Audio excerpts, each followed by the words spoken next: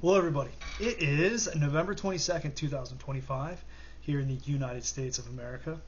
Back now after a 2-week break. I was sick for quite a bit of it. I tried to do a couple videos, but my voice wasn't holding up. Just having coughing fits. I had some kind of respiratory infection.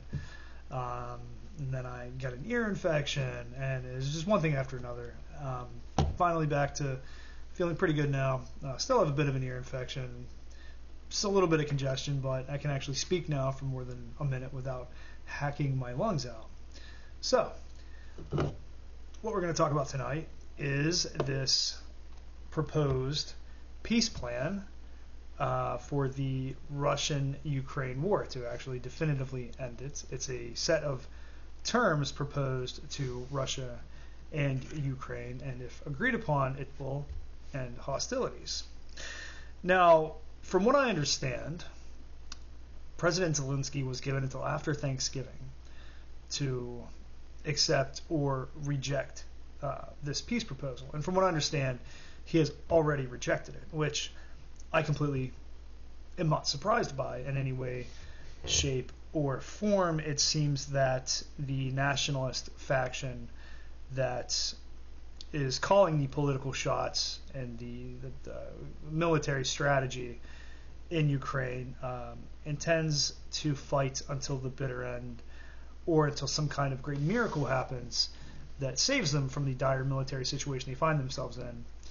Something that causes the Russians to flee home, back to their borders, for their military to fall apart, some kind of political turmoil within Russia, some kind of overnight economic collapse.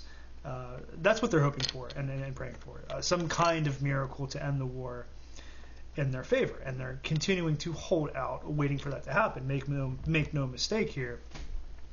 This refusal to end the war has nothing to do with this idea that they can actually defeat Russia militarily on the battlefield. It's buying time in the hopes that something happens to end the war in their favor. That's really all it is. Now, Zelensky has been given around a week to accept or finally accept or reject this proposal. So I'm not entirely sure if this is his final answer, but we'll know by the end of the week whether or not the Ukrainian government will definitively reject this proposal. But I'm going to read through it real quick. Let's give my takes on it, what I think of each point, just real quick skim through. Now, this plan was developed by Steve Witkoff, Marco Rubio, and Jared Kushner, from what I understand. And they coordinated this directly with Kirill Dmitriev, an envoy from Russia. Not Lavrov, but he's like an economic envoy, I think. I'm not really entirely sure what his position is in the Russian Federation, but I guess he had input on this, which is very interesting. Okay, so first point. Ukraine's sovereignty will be confirmed. Well, that's a given. Whatever is left over of Ukraine will end up being a sovereign and independent nation. That was always something that I assumed would be the case. I think the Russian government has always been okay with that under certain circumstances, Ukraine being a sovereign and independent country with certain restrictions on what they are or not allowed to do. So I think that's acceptable to both sides.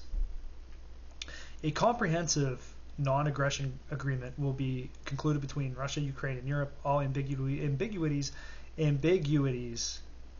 of the last 30 years will be considered settled. Yes, there are quite a few issues, security issues and security concerns between the Russian Federation and the European Union and other non-member states in Europe. These are issues dating back, in some cases, hundreds of years. Unresolved issues, especially with the Baltic states, because they used to be under the yoke of Russia. So there's a lot of resentment towards the Soviet Union, and therefore a lot of resentment towards Russia. So yes, there does, and Poland as well, and Germany, and whatnot. There's a lot of very bad history in Europe. But yes, there does need to be some kind of agreement on paper. Some kind of non-aggression agreement would be understandable. It's something that it has to foster. It has to allow each something legally binding, so the opposing sides in this conflict can trust each other again eventually, and that this continuing escalation of like military buildup and preparing for conflict that eventually has to come to an end if there is going to be true and lasting peace. If not, then the entire continent is just going to be a powder keg until something finally sets it off. Russia will not invade neighboring countries, and NATO will not expand further. That's a big key point for Russia. No more NATO expansion. I would say, according to Russia, NATO has already expanded far enough, but no further expansion is something that Russia was always looking for. That was one of the root causes of this conflict, was to dissuade NATO from expanding into Ukraine. So if Russia accepts this proposal, then in that regard, it got what it wanted. Also, to Europe being given assurances that Russia will not expand into the Baltic states or any further into Ukraine is something that I would say is a given to keep the Europeans happy. Ukraine will receive reliable security guarantees. I'm not really sure what those security guarantees entail or how those would be enforced, but it says for the first time the U.S. explicitly offers Ukraine a formal security guarantee, details unspecified. So it's obviously it's something the Russians would be likely willing to accept, but I'm not entirely sure what those security guarantees would be. Ukraine's military will be capped at 600,000 personnel. Here's the brutal reality of this, and a lot of people are upset that this is one of the stipulations in this is the Ukrainian military being capped. Ukraine's economy, once this war is over, cannot handle a military of 1 million men. It can't pay these men. It can't provide benefits for these men. It cannot pay to have a military that large. It can't afford it. So one way or the other, their military, for the sake of their own economic stability, has to be drastically downsized. 600,000 personnel is still a fairly large military, and that's a large enough of a deterrent against Russia.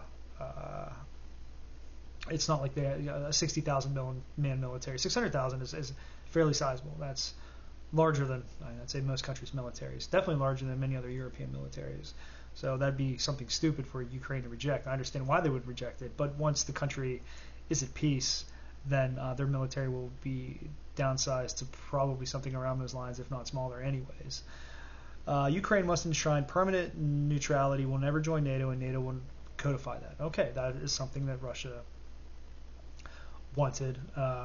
So having no Ukraine in NATO, that again, that's a concession to Russia. Now this is something that Ukraine, I would say, is likely to reject.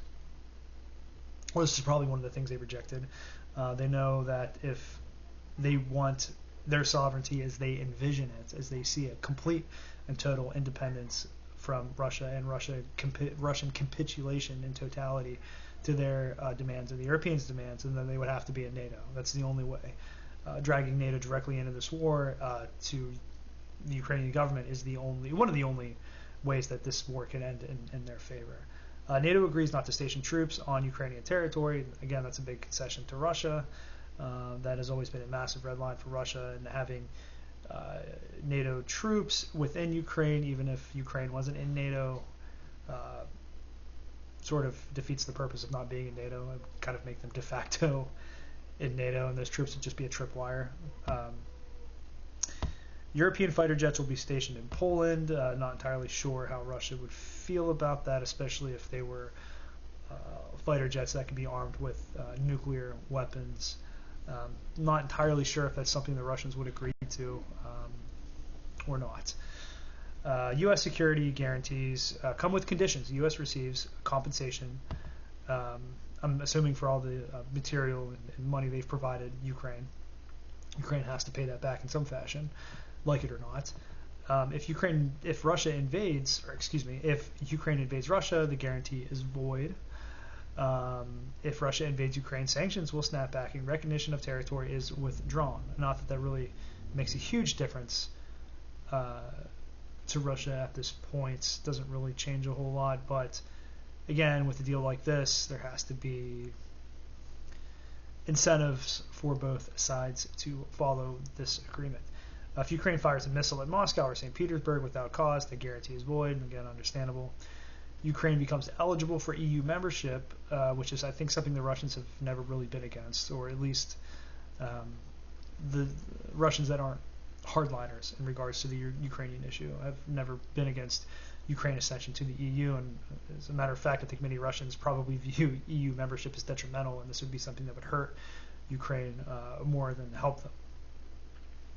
A global reconstruction package is launched, including a Ukraine development fund. Yes, the country is going to have to be rebuilt, but I believe much of the destroyed infrastructure is currently in Russian hands.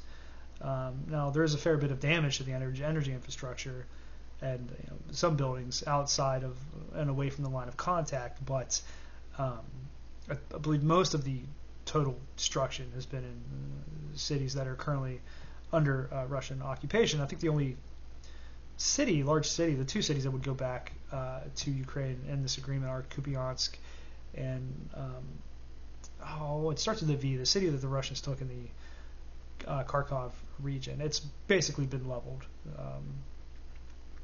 But their infrastructure is going to have to be rebuilt. There's been considerable damage to it.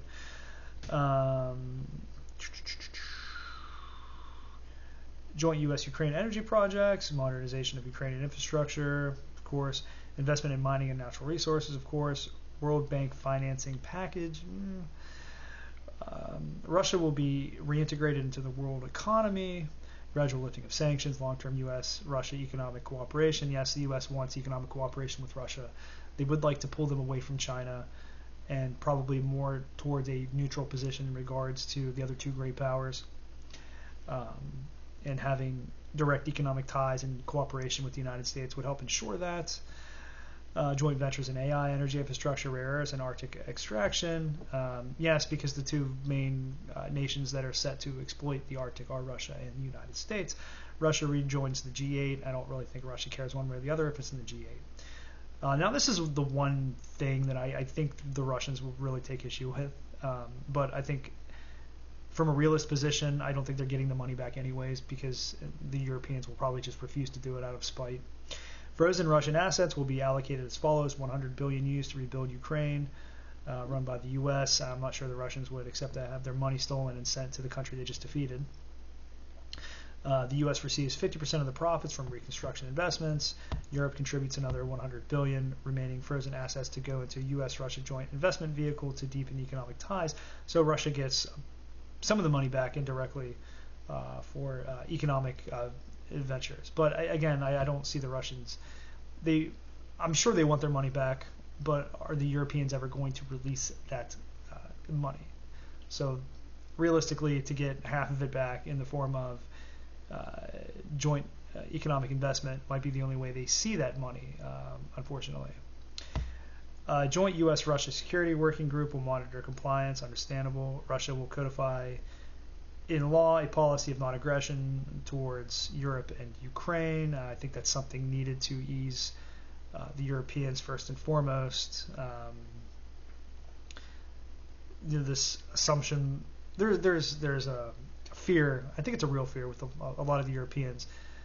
Russia's always been this enormous boogeyman on the outskirts of Europe, massive nation with a huge population and almost unlimited resources that is always at the border of Europe. I mean, it is part of Europe, but it's always the great boogeyman of Europe. It's always right there, and there's always been a fear, I think, and a loathing built into like the European psyche in regards to Russia and potential Russian aggression. So this is meant to ease that, I do believe. And it's probably necessary, too, for long-term peace and stability in Europe.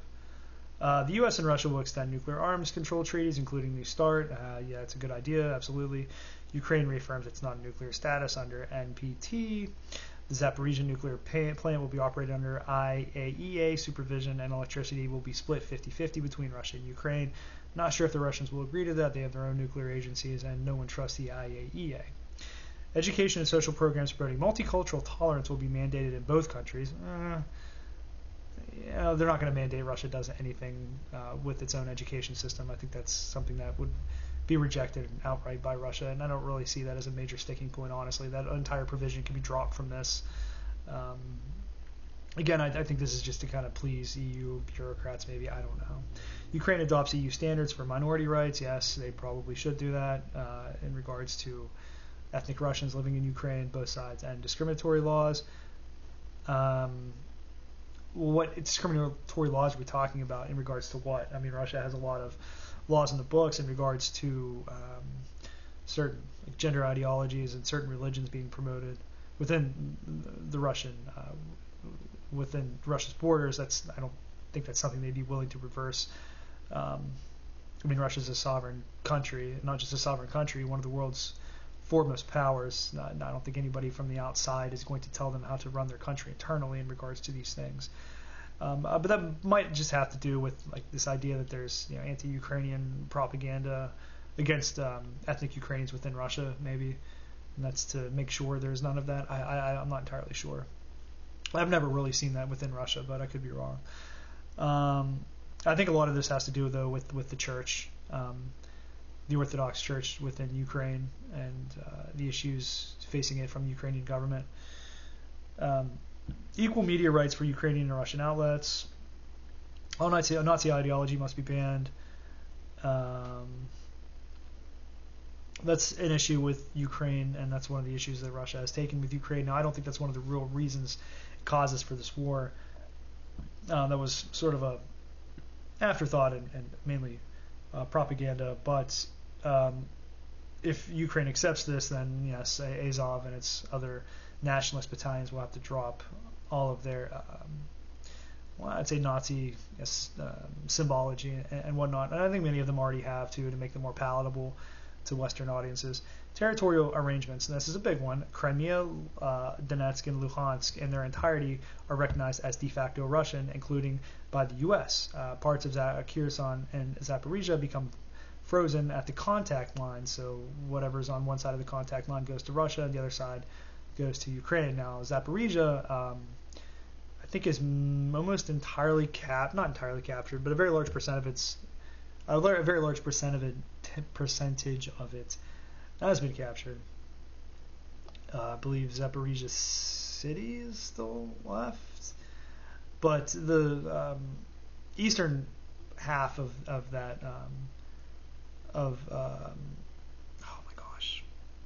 Oblast is actually falling very quickly at the moment. There's a large Russian offensive actually cutting into Zaporizhia behind the main defensive lines, which actually threatens to fold up the entire oblast. So if that goes on for too much longer, then Ukraine won't get any of it.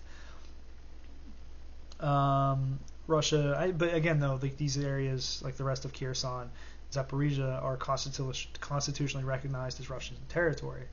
So how does Russia actually give up what is constitutionally enshrined as their territory? And Ukraine runs into the same issue. Well, how do they give up Luhansk, Donetsk, Zaporizhia, and Kherson if, again, those areas are also claimed by Ukraine within their constitution, and they legally can't give them up, so they'd have to find some kind of workaround for that if they were to agree to this, which, again, Ukraine has already said they reject this, and I'm sure that's one of the provisions they reject. But, I mean, here's the brutal reality of this, though, too,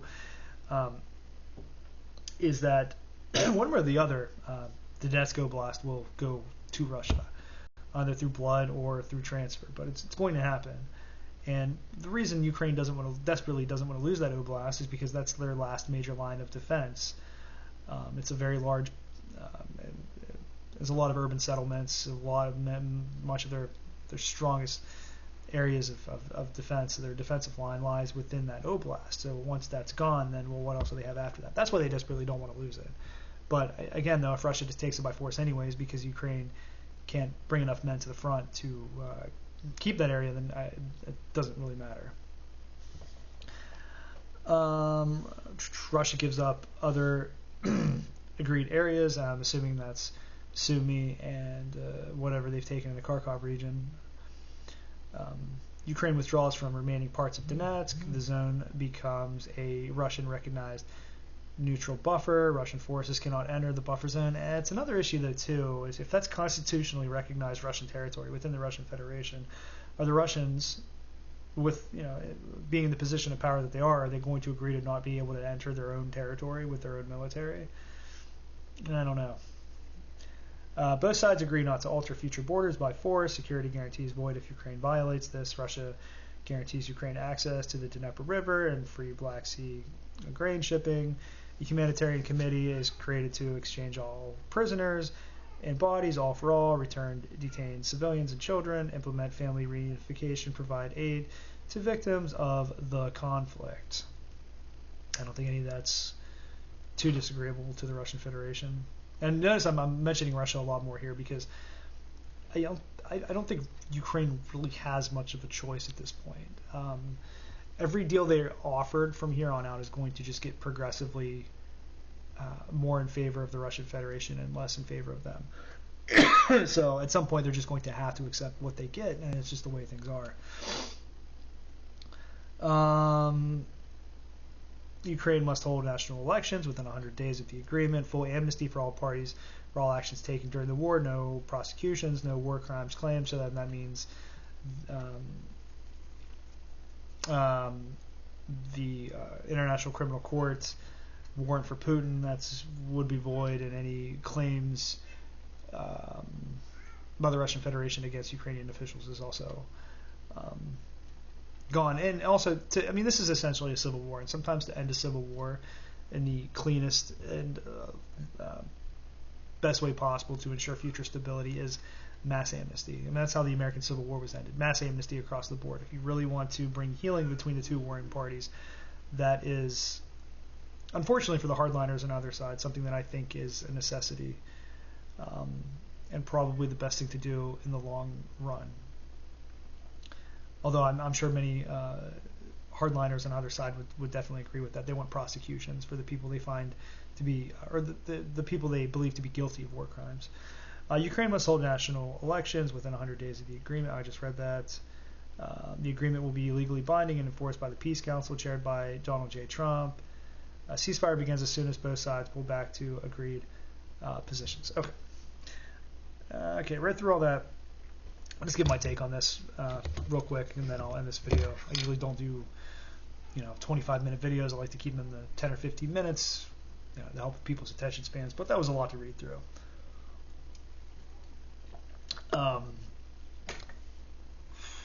Is this something that I think Ukraine would accept? No, they won't. Not at this point. The leadership doesn't seem to be willing to assess the situation as it really is in the battlefield. They don't have any real good military options at this point. You could say what you want about Russian casualties, but if Ukraine can't bring enough men up to the front to plug the gaps in their lines and to stop the Russians from encircling multiple cities at the same time, then they're in some serious trouble. And that's just going to get worse. It doesn't look like they'll ever get their direct European or NATO intervention, so what choice do they really have at this point other than to, I'd say, swallow their national pride and accept these terms? Now, people would say, well, how could you tell a sovereign country invaded by an aggressor that they accept that aggressor's terms? This is the real world. And great powers are going to do great power things, which include aggressive military action to ensure their own national security. And if they win a war, they call the shots. Whoever wins in those military conflicts is who decides what happens at the end of that conflict. And like it or not, it appears that the Russian Federation has, after several years of hard fighting, clearly won this war, unless something completely fantastical happens to reverse all of Ukraine's misfortunes on the front and to reverse all of Russia's economic stability and progress, or Putin's political position within Russia. I think the war will probably continue on until perhaps Zelensky is deposed by factions within the Ukrainian government that become increasingly desperate to end this war. But who knows? Maybe he'll surprise everyone and actually end the conflict without being assassinated by Ukrainian nationalists. Now, is this something the Russian Federation would accept? I would say I'd say 75% of this is something that I think Russia would accept. I think some of these concessions are a bit too much for the Russian Federation to accept as one of the world's great powers, like with not being able to enter their own territory, it being a demilitarized zone. I don't think the Russians would go for that. Having to give up their own frozen assets, their own money, I don't think the Russians would go for that. And adopting laws within their own country at the behest of others in regards to education and like tolerance and whatnot. I don't see how that is enforced and why Russia would ever agree to something like that. It just seems like a very minor thing to even have on here. I'm not really sure as I mentioned before, that might be there to appease the Europeans or maybe try to ease some of the ethnic tensions between the Russians and Ukrainians. But I don't think it's something the Russia would accept. Now, much of this proposed peace treaty, I think, is again something the Russian Federation would likely be able to work with some tweaks to certain things. And the few points that are being thrown out of hand, I don't think are crucial as the stuff that's being accepted to this treaty being enacted. But if the Ukrainians don't accept it, then it doesn't really matter, and the war will just continue. And I think the leadership of Russia is content on continuing this war as it is, especially with the Ukrainian military falling into a further degraded state and being more and more unable to hold on to the cities on the Donetsk front. Keep this in mind too, and again, I'm not saying this as somebody who's pro-Russia or cheering for Russia. I'm just taking I'm a realist. I take an honest assessment of what I see happening in the world, whether I like it or not. It's not my place to like things or not like things. I'm just going to tell you how it really is. Russia is currently encircling several major settlements simultaneously. They have not been able to do this up until this point in the war. It was usually one at a time. Bakhmut, for example, and then Avdiivka, and then Pokrovsk. But now the Russians are encircling. Well, they've taken Kupiansk, Liman, Seversk. They are flanking the entirety of the Zaporizhia Oblast, and they're set to finish off Mirhograd. I think that's how it's pronounced. The city that's encircled us right next to Pokrovsk. Once that pocket is done away with, and the Russians will just continue to advance past Pokrovsk. They have not been able to carry out several major offensives simultaneously and take several large urban areas simultaneously, and that shows that Ukraine is not able to put enough men at the front to actually stop these advances that are happening simultaneously on these cities. Russia doesn't actually need to focus large amounts of men on one specific part of the front line to break through and capture one specific area at a time. They're able to do it in multiple places at once, which I think is pretty telling at this point. But anyways, this has been a pretty long video. Glad I'm back. I will be back with. I'll probably actually just do another video tomorrow too to kind of make up for the lack of content of the last 2 weeks. I would like to talk about the meeting that Trump had with Mamdani and why that meeting happened, and what do I think about it, and what I think either politician should do moving forward in regards to the other. But I hope everyone out there has a great night. If you enjoy this content, you're new to this channel, please like and subscribe. I do 2 to 3 videos a week right now too. It's a busy season where I work at, and usually Tuesday or Wednesday I do my video about American politics, and then